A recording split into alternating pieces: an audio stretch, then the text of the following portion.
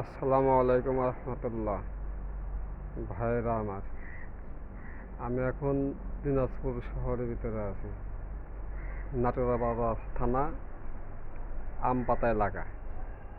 এলাকাটা খুব ভালো, এলাকার মানুষও ভালো। কিন্তু সমস্যা হলো একটাই, এলাকায় নাকি অনেক সুদখোর আছে।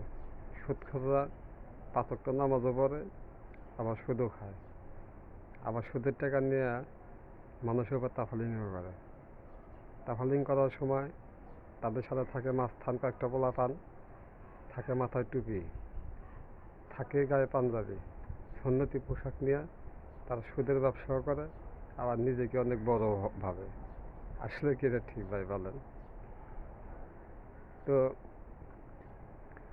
সুদখোর এমন একটা খারাপ জিনিস যে সুদখোরের সাথে আত্মীয়তা করার থেকে রাস্তায় হিরণখোরের সাথে আত্মীয়তা করা অনেক ভালো।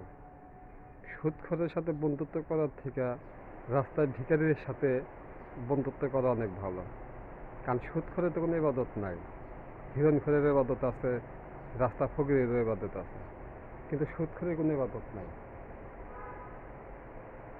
তাহলে সুদখোরের কি কোনো দাম থাকলো? কারণ যে নাকি সুদ খেলো সে নাকি আল্লাহ এবং আল্লাহ রাসুলের সাথে যুদ্ধ ঘোষণা করলো। তাহলে যে আল্লাহ আমাকে সৃষ্টি করছে, সে যে রাসুলের উম্মতকে আল্লাহ পাক দুনিয়াতে পাঠাইছে, সে এবং সে আল্লাহ রাসুলের সাথে আমি কেমন করে যুদ্ধ ঘোষণা করবো বলুন?